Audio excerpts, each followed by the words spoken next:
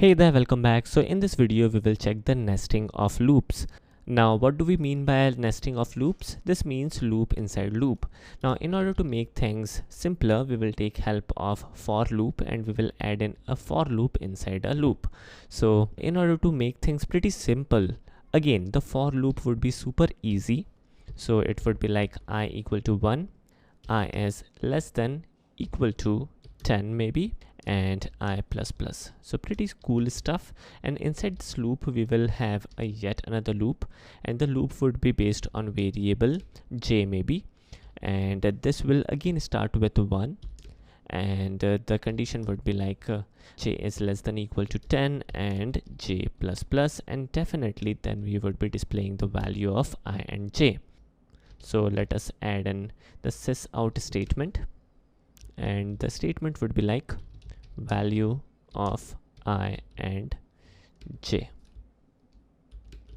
All right, and in here we will like concatenate the value of I and j.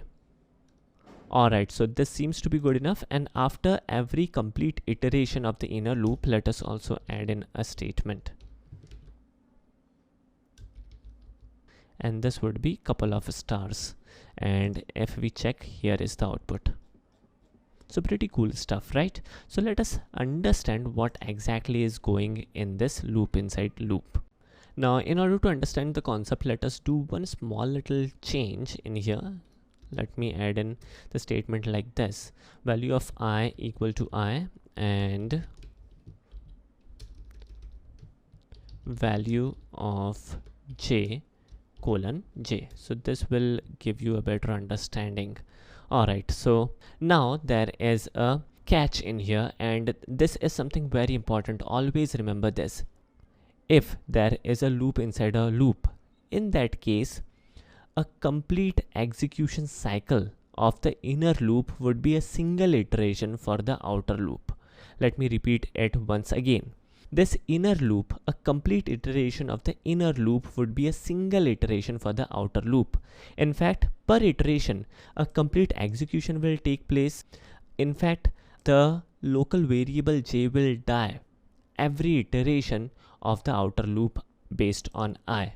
So let me execute this, and this will give you a better understanding. So in here, a single iteration where the value of I is 1, we can clearly see that there is a complete iteration and the value of j starts from 1 and reaches 10.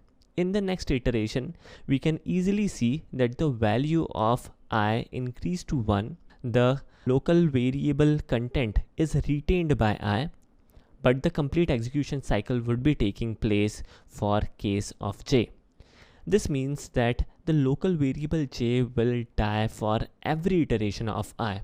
So this is pretty like serious how this will work, and this is something which is a little tricky to understand for a beginner.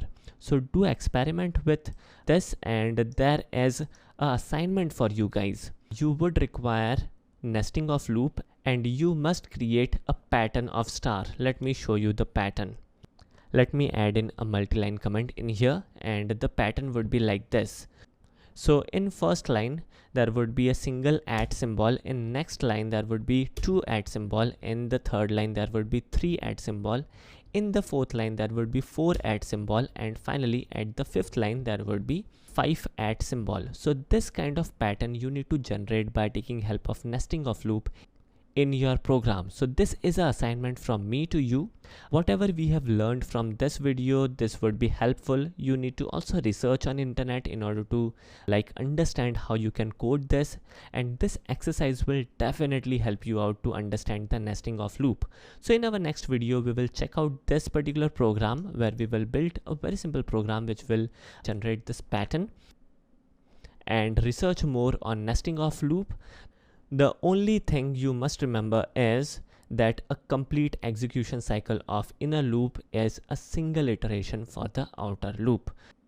So this is it for today's lecture, and in our next video we will check a interesting program. Thanks for watching. Take care.